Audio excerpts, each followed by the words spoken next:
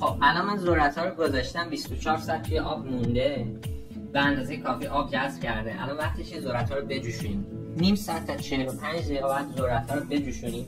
باز من توضیح میدم که دقیقاً باید ذرتمون چه شکلی بشه وقتی جوشوندیمش.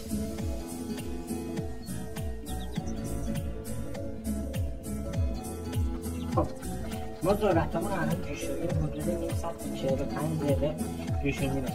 ولی میتونید به خود ذرت‌ها نگاه کنید. زمانی که روی پوسته اولیه‌شون یه ترکی ایجاد شد مثل شبیه این مرکز تاثیر گذاشت، یه ترکی یه پوسته اولی ذرت ایجاد شد، اون موقع دقیقاً آماده است که از روی گاز برش داریم. خب ذرت‌های ما جوشیده شد، آماده شد. توی این مرحله من ذرت‌ها رو روی پارچه تمیز قرار دادم به این شکل و آب اضافی و رطوبت اضافیش رو میگیرم، چون اندازه کافی رطوبت داخل گونه‌های ذرت ما جمع شده. یعنی آروم که فکر کنم کافیه.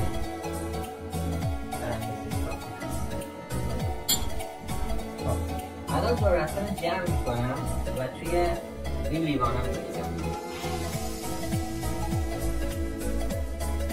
خب من تمام ذرت‌ها توی لیوانم میریزم به این شکل، کاملا پرش کردم و روی سطح لیوانم یه لایه نازک از ورمیکولایت گذاشتم. ریختن ورمیکولایت الزامی نیست، اما احتمال اینکه شما موفق بشین و راحت‌تر موفق بشین بیشتر میشه با این کار. و زمانی که روی این ذرت‌ها رو کامل ورمیکولایت رو روش ریختیم، با 2 تا لایه آلومینیوم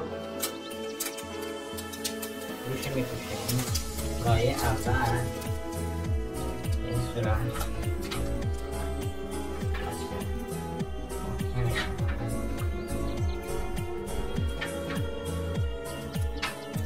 و اینم لایه دوم.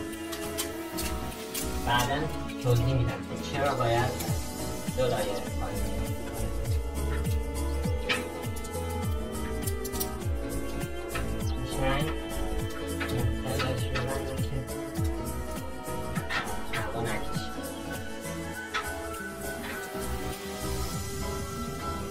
خب ذرت‌هامون رو ریختیم، 2 لایه آلومینیوم روی شیشه‌مون رو پوشوندیم. الان باید استریلش کنیم. همین تبدیل هم انجام ندادیم.